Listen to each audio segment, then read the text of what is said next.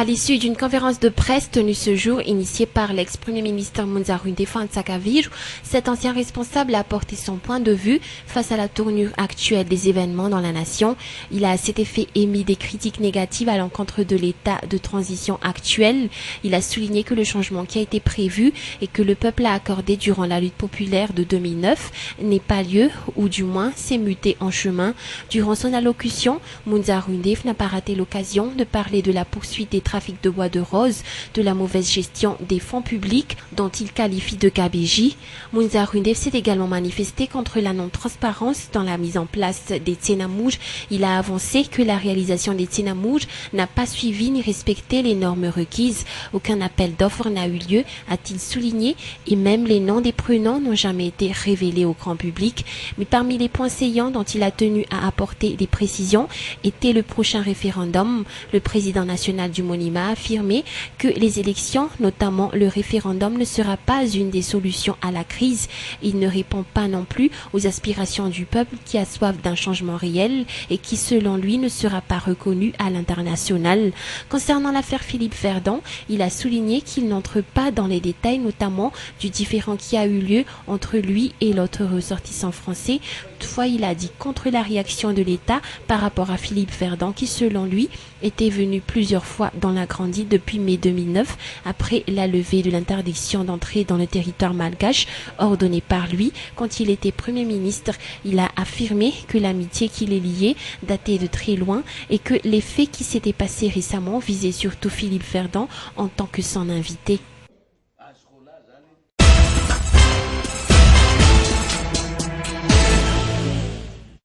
Les maires regroupés au sein de l'association des maires de Madagascar, conduite par Alassane Guy Maxime, maire de la commune d'Ankarobat, campent sur leur position. Ils ne démissionneront pas de leur poste et ne seront pas non plus candidats aux prochaines élections communales prévues se tenir ce 20 décembre. Dans un communiqué qu'ils ont dressé ce jour, les maires regroupés au sein de l'AMM qualifient l'organisation de l'élection communale pour la date du 20 décembre de coup d'État, jugeant que l'organisation ne suit pas les procédures légales. Ces maires affirment également ne pas avoir peur de se présenter aux élections, mais exigent toutefois qu'elles soient organisées en suivant les règles de l'art.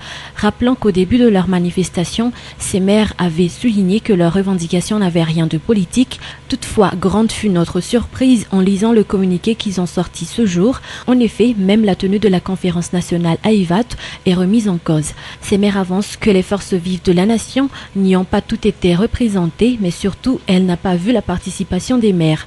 Par ailleurs, selon toujours le communiqué, ces maires doutent de la neutralité de la CENI qui, selon eux, a été mise en place afin d'exécuter les politiques de la présidence de la Haute Autorité de la Transition et non pour défendre le choix du peuple. Quant à la tenue du référendum constitutionnel ce 17 novembre, ces troupes de Alassane Guy Maxime ont avancé ce jour qu'il a pour but de renforcer le pouvoir des dirigeants de la transition et non d'améliorer la vie de la population malgache. Notant que quelques 250 maires ont participé à l'Assemblée générale des maires qui s'est tenue à l'espace Salou Yavlou les 13, 14 et 15 octobre dernier. Le communiqué en date d'aujourd'hui stipule toutefois que plus de 900 maires se sont réunis et ont adopté cette résolution, celle de ne pas se présenter aux élections communales et de ne pas démissionner de leur poste non plus.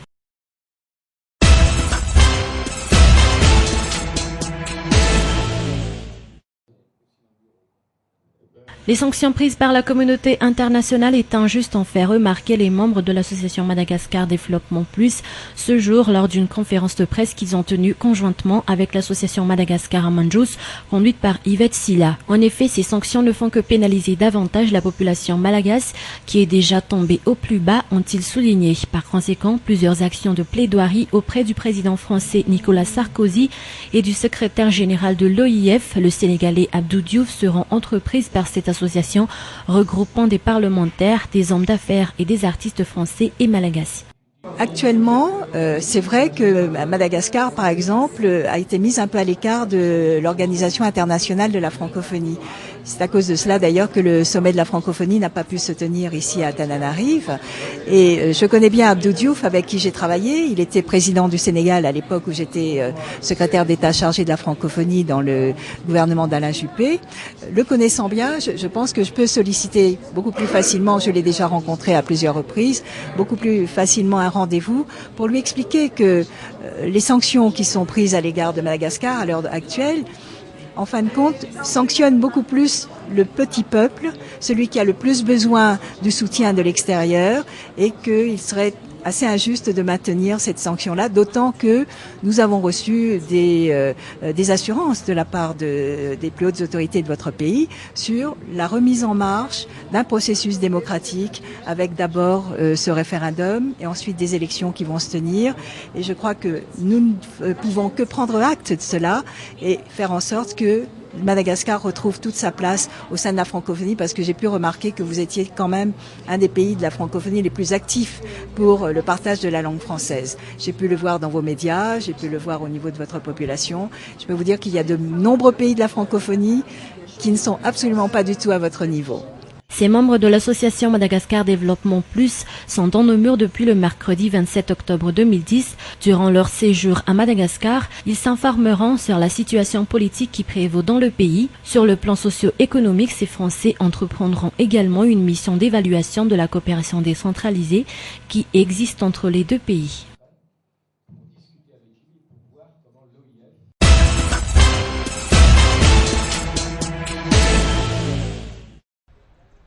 Selon une source recueillie à Bemlang, une personne a trouvé la mort à cause de la chaleur actuelle qui sévit plusieurs parties de l'île et en particulier dans cette ville où la chaleur est alarmante. Toutefois, selon les responsables près de la météorologie d'Ampandjinoumbi, l'on n'est pas encore au stade de la canicule et la température actuelle est encore supportable par l'humanité. Pourtant, la situation actuelle avec les activités perpétrées par la population et qui sont pour la plupart de ces activités à l'encontre de l'environnement. La pire des activités humaines qui portent atteinte à la biodiversité et à l'environnement à Madagascar est le feu de brousse. Ces images prises ce jour vers midi dans la capitale nous montrent à quel point notre atmosphère est polluée. Les responsables auprès de la météorologie ont souligné pourtant que c'est cette fumée engendrée par les feux de brousse qui a alourdi l'air et renforce la chaleur. À cet effet, plusieurs cas de maladies apparaissent à cause de cette situation, comme une forte grippe ou encore différentes allergies. Outre la personne qui a trouvé la mort à Bemlang à cause de la chaleur caniculaire qui a atteint les 38 degrés Celsius à l'ombre, notons que 3 autres personnes ont été hospitalisées. La météo prévoit pourtant une légère baisse de la température dans la partie ouest de l'île et à Analamang cette nuit et demain grâce à une probable précipitation dont la quantité reste encore incertaine.